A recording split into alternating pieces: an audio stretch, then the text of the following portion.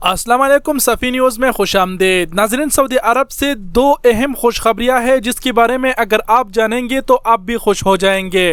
पहले मैं ही आपको बता दें कि अगर आप गैर मुस्लिम हैं तो इस वीडियो को आप स्किप कर सकते हैं, क्योंकि जो दो खुशखबरियाँ हैं वो एक पाकिस्तान के लिए है और दूसरा तमाम उम्मत मुस्लिमा के लिए है। और ये दो अहम खुशखबरियाँ अगर आप सुनेंगे तो आप भी खुश हो जाएंगे।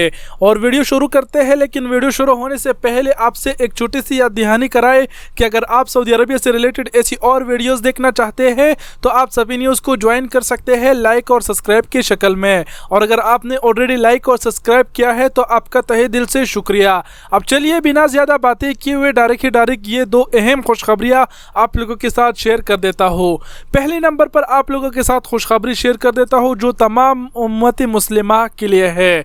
वो ये है कि सऊदी अरब में मुकीम गैर मुल्की एक अरसे से ये ख्वाब देख रहे थे कि किसी तरह वो अपने रिश्तेदारों को अपने तौर पर हज पर बुलाए, इनकी मेज़बानी और इनकी खदमत करे। अखबार 24 के मुताबिक हज और उम्रा कौमी कमेटी के डिप्टी चेयरमैन अब्दुल्ला काजी ने ऐलान किया है कि मुकीम गैर मुल्की और सऊदी शहरी अबशर के ज़रिए हज वीज़ा निकाल सकेंगे। बहुत ही जल्द इस पर अमल दरामद शुरू कर दिया जाएगा। इस वीज़े की खसूसियत ये होगी कि हज वीज़ा जारी करने वाला हज पर आने वाले का मेज़बान होगा। तो जी हाँ नाजरीन, ये एक बहुत ही बड़ी खुशखबरी है। और फिर आप लोगों को शॉर्टकट में बताते चले कि ये कानून अभी तक नाफिज़ अमल नहीं हुआ है। जैसे ही ये कानून नाफिज हो जाएगा हम आपको बता देंगे। और हज व उम्रा की कमेटी ने बताया है कि आने वाले दिनों में ये कानून नाफिज हो जाएगा। शॉर्टकट में आप लोगों को थोड़ा सा समझाता चलूँ कि अगर आपका अबशर अकाउंट है तो आप अपने रिश्तेदारों के लिए, अपने अपनों के लिए आप हज वीज़ा निकाल सकेंगे।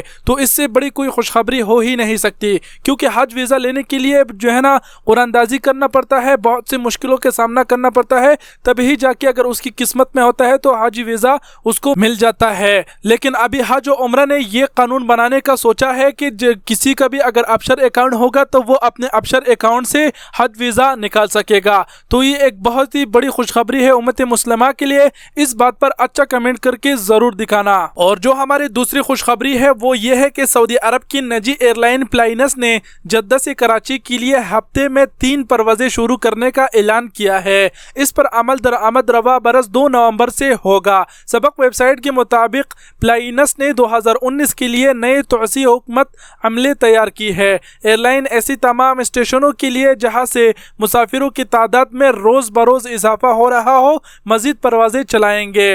तो जी हाँ नाजरीन, ये भी एक किस्म की पाकिस्तान और में कराची वालों के लिए खुशखबरी है कि सऊदी अरब अपना प्राइवेट एयरलाइन जो है ना जद्दा से कराची चलाएंगे।